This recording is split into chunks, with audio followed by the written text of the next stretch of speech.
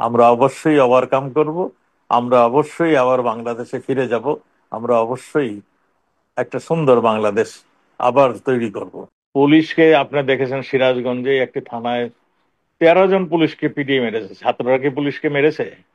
আপনার যাত্রাবাড়িতে মানে পুলিশকে মেরে মানে মাথা নিচে দিয়ে পা উপরে ঝুলিয়ে রেখেছে, এগুলিকে ছাত্ররা করেছে?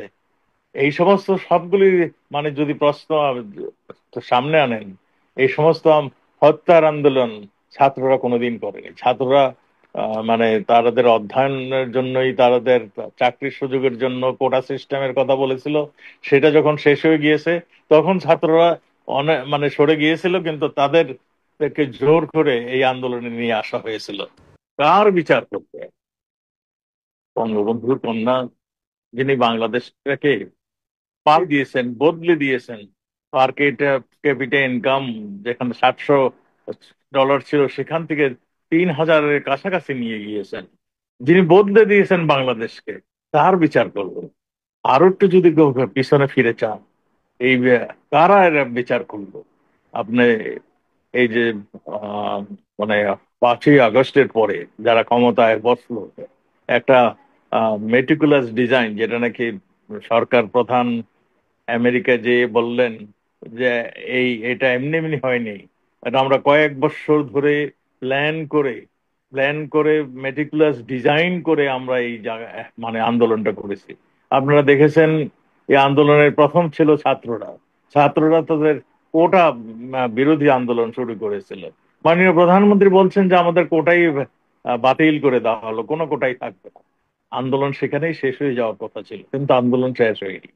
সেখানে সেই আন্দোলনটাকে আরো বেগবান করে আরো মানে যে সমস্ত মানে রাজনৈতিক দল আমাদের স্বাধীনতা যুদ্ধের বিপক্ষে ছিল, যারা নাকি পাকিস্তান বাহিনী, যাদের বিরুদ্ধে আমরা যুদ্ধ করেছিলাম, পাকিস্তানি বাহিনীর সহযোগিতা করেছিল, রাজাকার বাহিনী তৈরি করে, আলবদর বাহিনী তৈরি করে আমাদের গ্রামের পর গ্রাম পুড়িয়ে দিয়েছিল। কোটি খানিক লোকরে বসত বাড়ি মানে ত্যাগ করতে বাধ্য হয়েছিল। তারা বন্ধু প্রতিম দেশ ভারতে আশ্রয় নিয়েছিল। ভারত সরকার তাদের আশ্রয় দিয়েছিলেন। আমাদের মুক্তিযুদ্ধে চলাকালীন আমাদের সর্ব ধরনের সহযোগিতা ভারত সরকার দিয়েছিলেন। এবং ভারতের 15,000 সোলজার এই স্বাধীনতার জন্য আত্মত্যাগ করেছেন। তাদের রক্তে রঞ্জিত বাংলাদেশের 30 লক্ষ লোকের রঞ্জিত ভাই বাংলাদেশ। সেই বাংলাদেশের যারা স্বাধীনতা মানে স্বাধীনতা নিয়ে আসলেন বঙ্গবন্ধু, তার কন্যা, যিনি নাকি আমি আগেই বললাম বাংলাদেশকে বদলে দিচ্ছেন, তারকে ফাঁসি দেওয়ার জন্য এই কোর্ট তৈরি করেছেন। আরো যদি ডিটেলে যান, 19 বার তাকে হত্যার চেষ্টা হয়েছিল। হত্যার চেষ্টাগুলি কেন হয়েছিল? যে তারা বুঝতে পেরেছিল যে বঙ্গবন্ধুর আরেকজন যে রয়ে গেছে, মানে উত্তরসূরি, যার ধমনীতে বঙ্গবন্ধুর রক্ত প্রবাহিত হচ্ছে, তাকে শেষ না করা পর্যন্ত আওয়ামী লীগকে শেষ করা যাবে না। তাকে শেষ না করা পর্যন্ত এই মুক্তিকামী বাংলাদেশ, মুক্তিযুদ্ধের চেতনার বাংলাদেশকে শেষ করে দেবে। আমরা সেই জন্যই আজকে দেখলাম, যেহেতু তারা 19 বার ফেল করেছে, এইবার মেটিকুলাস ডিজাইনের মাধ্যমে সব কিছু একটা প্রেসক্রিপশনের মাধ্যমে তার নামে আন্তর্জাতিক কোর্টে মামলা করলেন। কেন? মানব অধিকার ক্ষুণ্ণ করেছেন তিনি, মানব অধিকার লঙ্ঘন করেছেন তিনি, হত্যা করেছেন। আমাদের সময় আমরা এই কোর্টকে তৈরি করেছিলাম, যারা নাকি যুদ্ধ অপরাধী ছিল, যারা মানে লক্ষ লক্ষ মানুষকে হত্যা করেছিল। আমি একটি উদাহরণ সবসময় দিয়ে থাকি। এক চুপনগরে পাকিস্তান বর্বর বাহিনী 3 দিনে 22,000 লোককে হত্যা করেছে। এই 30 লক্ষ লোকে রক্ত রঞ্জিত 15,000 ভারতীয় মানে সোলজারের রক্তে রঞ্জিত এই বাংলাদেশ। 2.5 লক্ষ 2 লক্ষ মা বোনের মানে ইজ্জত হারানোর এই বাংলাদেশ, সেই বাংলাদেশের যারা বিপক্ষে ছিলেন, তারাই আজকে স্বাধীনতার পক্ষে। এই কোর্টের যদি আপনারা দেখেন, প্রধান কুশলী যিনি তাজুল তাজুল সাহেব, কে ইনি? ইনি একজন জামাতের কর্মী, জামাতের নেতা। তিনি ওই যুদ্ধ অপরাধের যখন নাকি ট্রায়াল হচ্ছিল এই কোর্ট, সেই কোর্টে তিনি কিন্তু প্রধান মানে এই কৌশলী হিসাবে তাদের জন্যই, এই গোলাম আজম আমাদের সেই মানে যারা নাকি রাজাকার বাহিনীর স্রষ্টা ছিলেন, তাদের জন্যই তারা এই কোর্ট মানে এই সেই কোর্টের আজকে তিনি প্রধান কৌশলী আমাদের বিরুদ্ধে, আমাদের মাননীয় প্রধানমন্ত্রীর বিরুদ্ধে তিনি আজকে সমস্ত কিছু তদন্ত শেষ করে তিনি আজকে সামনে আসছেন। এবং এই তিন বিচারপতি, আমি তাদের বিচারক সম্বন্ধে আমি কিছু বলবো না, আমি বলবো তাদের কাছে যে প্রেসক্রিপশন দিয়ে দিয়েছিল সেই অনুযায়ী তারা বিচার করেছেন। আপনি দেখেছেন প্রধান বিচারপতি আছে মানে এই কোর্ট চলাকালীন শেষের দিকে প্রায় 20-25 দিন তিনি কোর্টেই যেতেন না, বসে বসে তিনি রায় লিখেছিলেন, পৃষ্ঠার পর পৃষ্ঠা রায় লিখেছিলেন। সেই জন্যই তিনি কোর্টে যেতে পারেন নাই। সবকিছু ছিল সাজানো।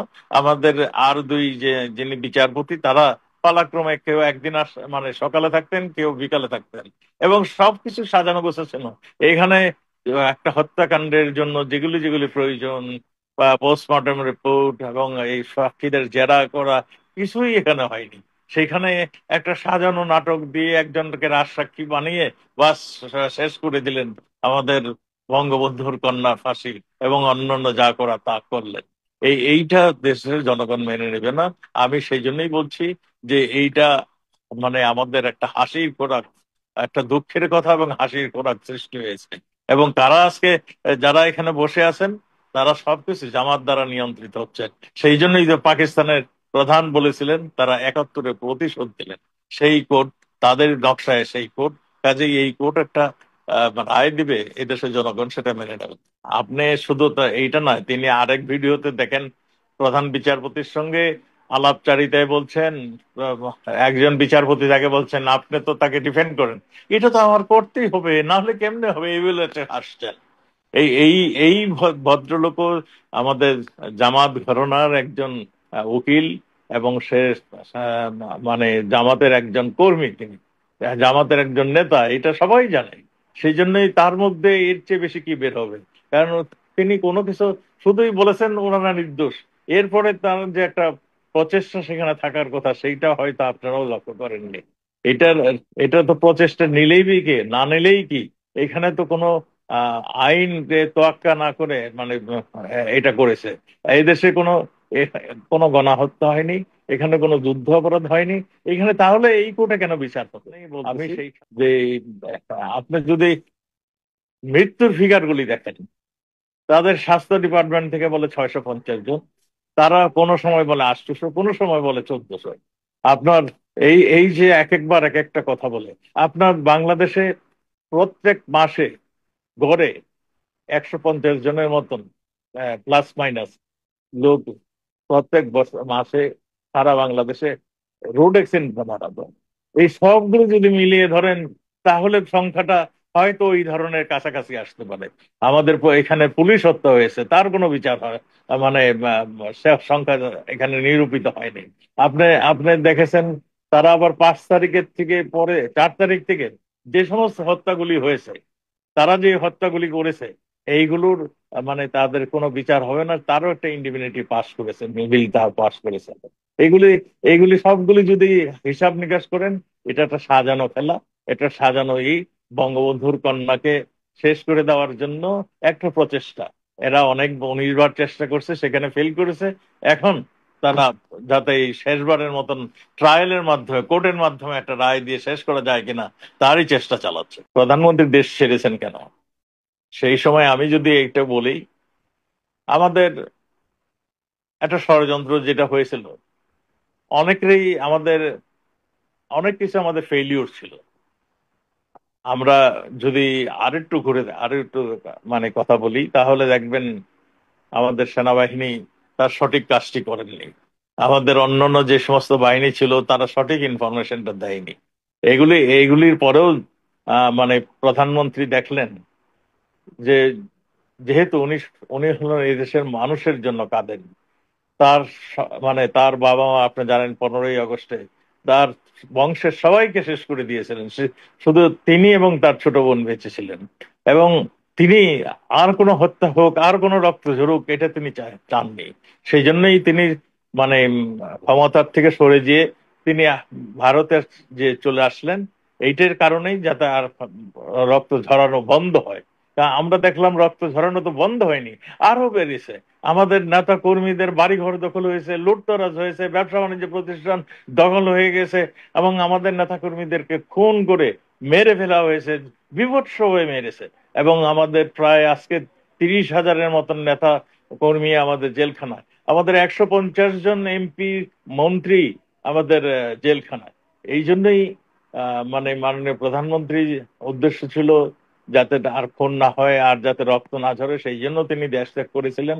আর আমার কথা বলেন, আমি প্রায় 1 মাস 1.5 মাস ওখানে ছিলাম, আমি দেখলাম জুডিশিয়ারি সিস্টেম একদম ধ্বংস করে দিয়েছে। এখানে কোনো জামিন হচ্ছে না, এখানে দাঁড়িয়ে একজন উকিল নিয়োগ করা সেটাও হচ্ছে না, আমাদের মানে ডিফেন্ড করার মতন কেউ এখানে ছিল না। সেই জন্যই আমি বাধ্য হয়ে আমিও দেশ ত্যাগ করেছি।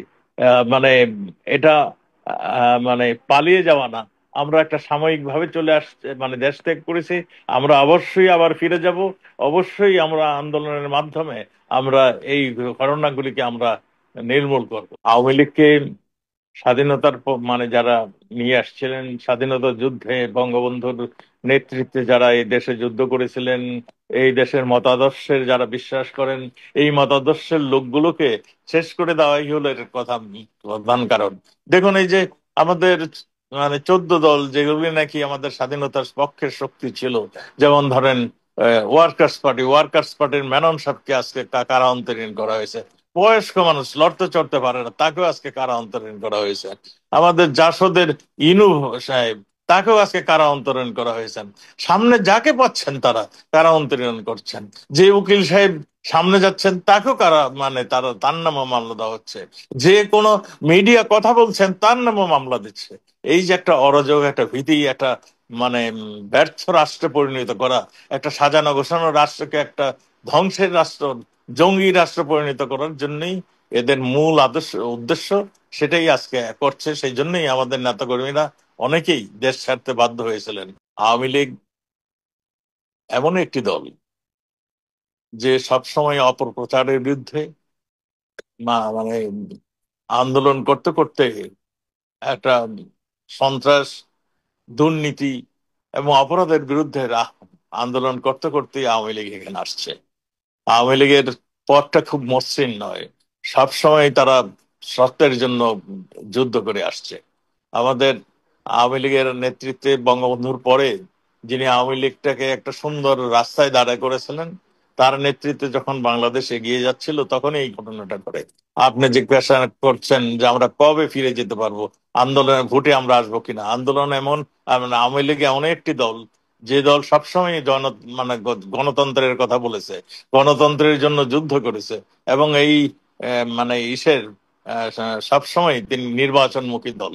আমরা নির্বাচনে সবসময় যাওয়ার জন্য তৈরি রয়েছিলাম, কিন্তু আজকে দেখেন আওয়ামী লীগকে শুধু মানে নির্বাচনে নিষিদ্ধ করে নেই, আওয়ামী লীগের নেতা কর্মীদের মানে বাড়ি ছাড়া করে দিয়েছে।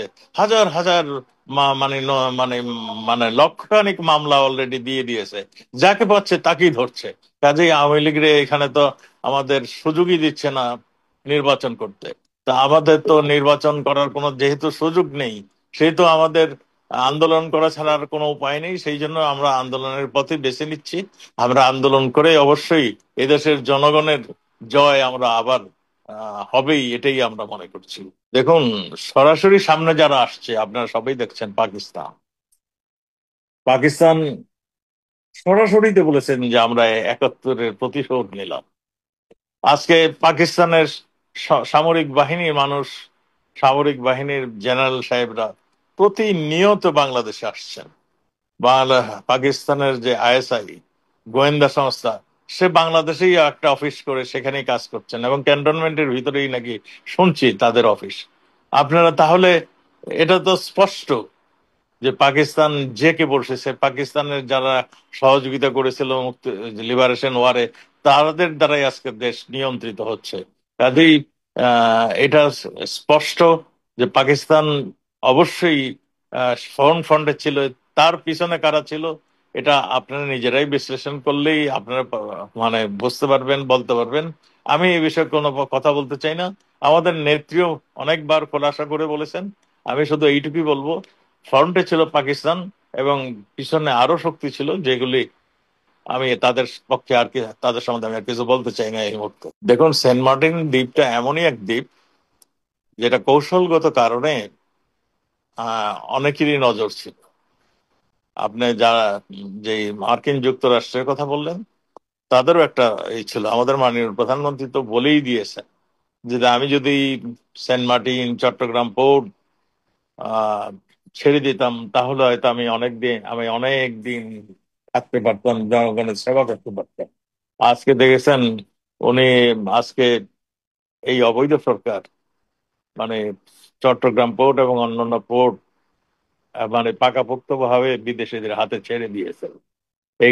এইগুলিও মানে আজকে উদাহরণ হয়ে দাঁড়িয়েছে। আমি আপনাকে একটা কথা বলি, আমাদের প্রধানমন্ত্রীর নেতৃত্বে আমরা কি ফলো করেছি? আমরা জিরো করাপশনের এগেনস্টে, টেরোরিস্টদের এগেনস্টে আমরা জিরো টলারেন্স নীতি ফলো করেছি। আমরা স্পষ্ট করে জানিয়ে দিয়েছিলাম যে আমাদের 1 ইঞ্চি জমিও আমরা কোনো বিচ্ছিন্নতাবাদী, কোনো টেরোরিস্টদের আস্তানা হতে দেব না। এবং আমাদের 1 ইঞ্চি জমিতে বসে অন্য দেশে যে মানে টেরোরিস্ট অ্যাক্টিভিটিস করবে, বিচ্ছিন্নতাবাদীর মদদ দেবে, সেইগুলো আমরা হতে দেব না। আজকে আপনি বলছেন যে পাকিস্তানের মদদ আছে কিনা, এই জঙ্গি দেশ হিসাবে পাকিস্তান অলরেডি মানে স্বীকৃত হয়ে গিয়েছে, সেটা আপনারা দেখেছেন। লস্কর ই তৈয়বা বলে অনেক অনেক ধরনের মানে জঙ্গি সংগঠন পাকিস্তানে রয়েছে। এবং শুধু তাই নয়, বাংলাদেশও বেশ কিছু জঙ্গি সংগঠনের মানে আস্তানা গড়ে উঠেছিল। আমাদের মাননীয় প্রধানমন্ত্রীর নেতৃত্বে এই সমস্ত আস্তানা আমরা গুড়িয়ে দিয়েছি। সমস্তগুলির আমরা জেলখানায় ভরে রেখেছিলাম। সেই জেলখানার থেকে তাদের বের করে নিয়ে এই সরকার বের করে নিয়ে তাদের ছেড়ে দিয়ে তারা আজকে বিভিন্ন জায়গায় তারা আত্মা গেড়ে আবার নিজস্ব একদম সদর্পে তারা প্রকাশ্যে তারা তাদের অফিস চালিয়ে এবং তাদের মানুষকে একত্রিত করছে। তারা আবার বাহিনী তৈরি করছে, এগুলির বিরুদ্ধে যুদ্ধ করবে। এটা শুধু বাংলাদেশ না, এটা মানে যেখানেই তাদের প্রয়োজন সেখানেই তারা নিয়ে যাবে, এই জন্যই তারা এগুলি তৈরি করছে। কাজেই ভারতের বিরুদ্ধে যে আর যাবে না, এইটা আমি কিভাবে বলবো, আমি তো নিশ্চিত তারা শুধু বাংলাদেশে নয়, তারা ভারতে পার্শ্ববর্তী দেশ ভারতও যাবে, যেখানে তাদের মানে সেই লাগবে, প্রয়োজন হবে, সেখানেই তারা যাবে। দেখুন, ছাত্র আন্দোলনে কিন্তু আমাদের গুলি চলেনি। আমাদের গুলি কখন চলেছে? পুলিশকে আপনি দেখেছেন, সিরাজগঞ্জে একটি থানায় 13 জন পুলিশকে পিটিয়ে মেরেছে। ছাত্ররা কি পুলিশকে মেরেছে? আপনার যাত্রাবাড়িতে মানে পুলিশকে মেরে মানে মাথা নিচে দিয়ে পা উপরে ঝুলিয়ে রেখেছে, এগুলোকে ছাত্ররা করেছে? এই সমস্ত সবগুলি মানে যদি প্রশ্ন সামনে আনেন, এই সমস্ত হত্যার আন্দোলন ছাত্ররা কোনোদিন করেনি। ছাত্ররা মানে তাদের অধ্যয়নের জন্যই, তাদের চাকরির সুযোগের জন্য কোটা সিস্টেমের কথা বলেছিল। সেটা যখন শেষ হয়ে গিয়েছে, তখন ছাত্ররা অনেক মানে সরে গিয়েছিল, কিন্তু তাদেরকে জোর করে এই আন্দোলনে নিয়ে আসা হয়েছিল। এটা এটা আজকে একদম সবই প্রতীয়মান হচ্ছে। এবং ইউনূস সরকার নতুন আরেকটি দল করতে চেষ্টা করছে, সেটাও আপনারা দেখছেন। কাজেই এটা স্পষ্ট তো যে এই ছাত্ররা, আমরা সবসময় ছাত্রদের মানে তারা জ্ঞান অর্জন করবে, দেশকে মানে সুন্দর দেশে পরিণত করবে, একটা শক্তিশালী দেশে পরিণত করবে, এটা এই দেশের জনগণের আশা আকাঙ্ক্ষা। ছাত্ররা সেই ভরসায় আমাদের সময় দেখেছি ছাত্ররা কোন অনেক অসম্ভবকে তারা সম্ভব করছে তাদের মেধা। তো সেই জন্য এখন ছাত্ররা আহ কোথায় যাচ্ছে আপনারা নিজেরাই দেখছেন। মোহাম্মদ ইউনূসের একটা সুদূর প্রসারী পরিকল্পনা ছিল, তার সঙ্গে যুক্ত হয়ে আসছে অনেকে। এই যে ধরেন আহ আমি যেই দলটির কথা এখন, যারা নাকি ইউনূসের হয়ে নেতৃত্ব দিচ্ছে, এই জামাত ইসলাম কিংবা এই জঙ্গি সংগঠনের লোকগুলো, যেমন হিজবুত তাহরির, সারা বিশ্বেই এটা মানে একটা নিষিদ্ধ সংগঠন। সেই তারাই এখন দেশের নেতৃত্ব দিচ্ছে। ইউনূস তাদের প্যাট্রোনাইজ করেছে। ইউনূস তাদেরকে মেট্রোপ্লাস ডিজাইন তৈরি করার জন্য তাদের সহযোগিতা করেছে। সেটা তিনি বীর দর্পে আমেরিকা যেও তিনি তিনি ওই নামটা আমার এখন মনে আসছে না, তাকে পরিচয় করে দিয়েছে। তিনি একজন ওই নিষিদ্ধ সংগঠন হিজবুত তাহরির নেতা। তাকে বলেছেন তিনি নাকি তার মানে উপদেষ্টাদের একজন। তো কাজে ইউনূস মানে একটা টার্গেট ছিল 111-এর সময় সেটা নতুন দল তৈরি করে -2 ফর্মুলাকে মানে -2 আপনি নিশ্চয়ই জানেন। মানে খালেদা জিয়া এবং আমাদের মাননীয় প্রধানমন্ত্রী শেখ হাসিনার বাদ দিয়ে নতুন একটা কিছু করার জন্য তিনি চিন্তা করেছিলেন, চেষ্টা করেছিলেন, সেটা ফেল করেছেন। অনেকবার চেষ্টা করেছেন, ফেল করেছেন। এইবার সে একটা মেটিকুলাস ডিজাইনের মাধ্যমে এবং বাইরের শক্তির সহযোগিতায় তিনি আজকে আসছেন। কাজে ইউনূস কোনোদিন দেশের মিত্র হতে পারে না, দেশের বন্ধু হতে পারে না। সে তার উদ্দেশ্য পরিপূর্ণ হয়েছে। এখন মানে সে এই যে ধরেন দেশ বিরোধী যত কর্মকাণ্ড সেগুলি সে একের পর এক করে যাচ্ছে। যেমন বিদেশিদের সঙ্গে কতগুলি চুক্তি করেছে, পোর্টগুলি যেটা নাকি মাননীয় প্রধানমন্ত্রী কোনোদিন চট্টগ্রাম পোর্টটাকে কাউকে দেয়নি, সেইটাও তারা দিয়ে দিয়েছেন। আমি মনে করি ইউনূস যেইটুকু করবার করে ফেলছে। এবং যা এখন জঙ্গি সংগঠন ইসলামী মানে জামাত ইসলাম, এরা ক্ষমতায় আসার জন্য এরা এখন ইউনূসের ঘাড়ে পা রেখেছেন। আপনি যথার্থই বলেছেন। আমরা একটা বঙ্গবন্ধুর আদর্শ ছিল, একদম আমাদের সবচেয়ে বড় আদর্শটাই ছিল একটা অসাম্প্রদায়িক চেতনার বাংলাদেশ। এখানে হিন্দু, মুসলমান, বৌদ্ধ, খ্রিস্টান যারাই যেই ধর্মের, সবাই মিলেমিশে আমাদের দেশ। আমাদের মাননীয় প্রধানমন্ত্রী একটি স্লোগান ছিল, ধর্ম যার যার, উৎসব সবার। আজকে সেই জায়গা থেকে আমরা ছিটকে এসে আমরা একটা সাম্প্রদায়িক অসাম্প্রদায়িকের বদলে সাম্প্রদায়িক মানে আমরা করছি। সবসময় এটাকেই প্রাধান্য দিচ্ছি। চিন্ময় প্রভু, যিনি হিন্দু ধর্মকে একটা আলোকিত ধর্ম করার জন্য যিনি পরিশ্রম করে যাচ্ছেন, আদর্শ উদ্দেশ্য নিয়ে তিনি সারা বিশ্বে আজকে সবারই কাছে জনপ্রিয় এবং সবার কাছে একজন জ্ঞানী মানুষ হিসাবে পরিচিত। তাকে জেলখানায় যেতে হয়েছে কেন? সেটা তো আমাদেরও প্রশ্ন। আজকে বিভিন্ন জায়গায় আমি কতগুলি মানুষকে হত্যা করেছে সেটা আমার সংখ্যাটা আমি বলতে পারবো না। তা আমার জানা মতে যে 5th আগস্টের পরে অনেক হিন্দু কে হত্যা করা হয়েছে। অনেক হিন্দু সম্প্রদায়ের লোককে বসত বাড়ি মানে আগুন দিয়েছে, এবং তারা অনেকেই এখানে এসে শেল্টার নিয়েছে। আপনি দেখুন, আমাদের খাদ্যমন্ত্রী, আমাদের নারায়ণ চন্দ্র চন্দ্র, আমাদের আরেক মন্ত্রী, দুই মন্ত্রী আছে জেলখানা। এই সবগুলি একই বার্তা নিয়ে আসে। আমাদের যে অসাম্প্রদায়িক চেতনার বাংলাদেশ, আজকে সেই চেতনা তারা ভুল লঙ্ঘিত করেছে, এবং সাম্প্রদায়িকতা এখানে উস্কে যাচ্ছে, এবং সাম্প্রদায়িক শক্তিগুলি আজকে দেশ চালাচ্ছে, এটাই সত্য। আমার সঙ্গে তো তার মাঝে মাঝেই কথা হয়। কথা হয়েছে, অবশ্যই কথা হয়েছে। আহ, হ্যাঁ, জি হয়েছে। আপনি আমাকে সবাই হাসালেন। আমাদের মাননীয় প্রধানমন্ত্রী ফ্যামিলিটা কি তো শেষ করে দিয়েছে। আপনারা জানেন, গুলির পর গুলি দিয়ে সেই ছোট রাসেল, কিশোর রাসেল, তাকেও হত্যা করা হয়েছে, তাকেও ছাড় দেওয়া হয়নি। অনেক কষ্ট নিয়ে তিনি দেশে আসছিলেন। তিনি অদম্য সাহসের মানুষ, বঙ্গবন্ধুর কন্যা তিনি। বঙ্গবন্ধু যেমন কিছুই ভয় পেতেন না, ফাঁসির কণ্ঠে দাঁড়িয়ে, মঞ্চে দাঁড়িয়েও তিনি বাংলার জয়গান করেছেন। ঠিক তারই মেয়ে, তারই ধমনীতে বঙ্গবন্ধু রক্ত প্রবাহিত হচ্ছে। তিনি ভয় পাবেন প্রশ্নই আসে না। তিনি আরো বলেছেন যে ফাঁসি ফাঁসি নিয়ে বঙ্গবন্ধু যেমন গান গেয়েছেন, তিনি সেই রকমই বলছেন, আমরা অবশ্যই ওভারকাম করব, আমরা অবশ্যই আবার বাংলাদেশে ফিরে যাব, আমরা অবশ্যই একটা সুন্দর বাংলাদেশ আবার তৈরি করব, এটাই তিনি বলেছেন।